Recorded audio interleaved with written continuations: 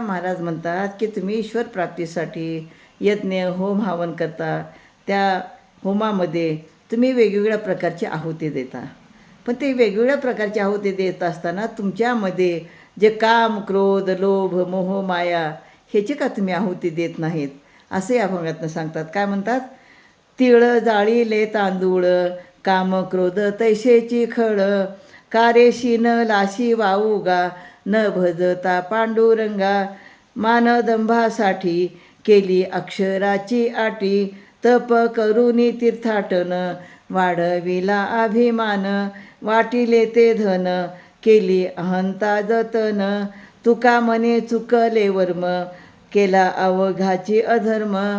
तर हे साधका, हे मनुष्या, म्हणजे समाजामध्ये आपण बरेच काही कर्मकांड करतो, यज्ञ करतो, देवाची पूजा करतो. आणि समाजामध्ये असे कर्मकांड करत असताना, होम हवन करत असताना आपण काय करतो की त्या यज्ञामध्ये आपण तिळाची आहुती देतो, तांदळाची आहुती देतो, समिधा सामुग्रीची आहुती आपण देत असतो.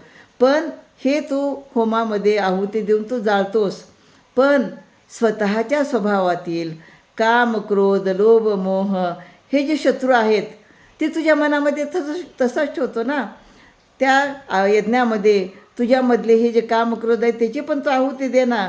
येते यागादी कर्मकांडामध्ये व्यर्थ शीन करून घेतोस.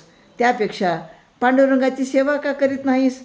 ग्रंथाक्षराचे जे पाठांतर केलेस ते केवळ आपल्याला मान मिळावा, दंभ वाढवावा याच्याकरिताच. म्हणजे आपण या ग्रंथाचं पारायण केलं, त्या ग्रंथाचं पारायण केलं, ह्या आपण जेव्हा म्हणतो, लोकांना सांगतो, ते कशासाठी?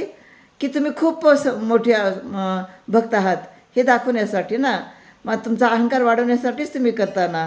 तर तप तीर्थाटन करून स्वतःविषयी अभिमान वाढविला तुम्ही. दानधर्म करून तुम्ही दातृत्व आहात, तुम्ही दानी आहात ह्याचे प्रदर्शन तुम्ही केलात. आणि तुम्ही तो अहंकार मनामध्ये बाळगला.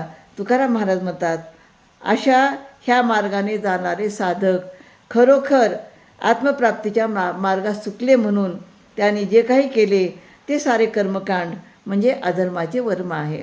तर तुकाराम महाराज म्हणतात की ईश्वर प्राप्तीसाठी आपण जे कर्मकांड करतो, तर ते कर्मकांड करत असताना तुमच्या मनामध्ये जर अहंकार, दंभ असेल, अभिमान असेल, तर ते कर्मकांड करणं तुमचं हे व्यर्थ आहे. आणि म्हणून तुकाराम महाराज म्हणतात की तुम्ही असे कर्मकांड करण्यापेक्षा फक्त ईश्वराचं नामस्मरण करा. रामकृष्ण हरी.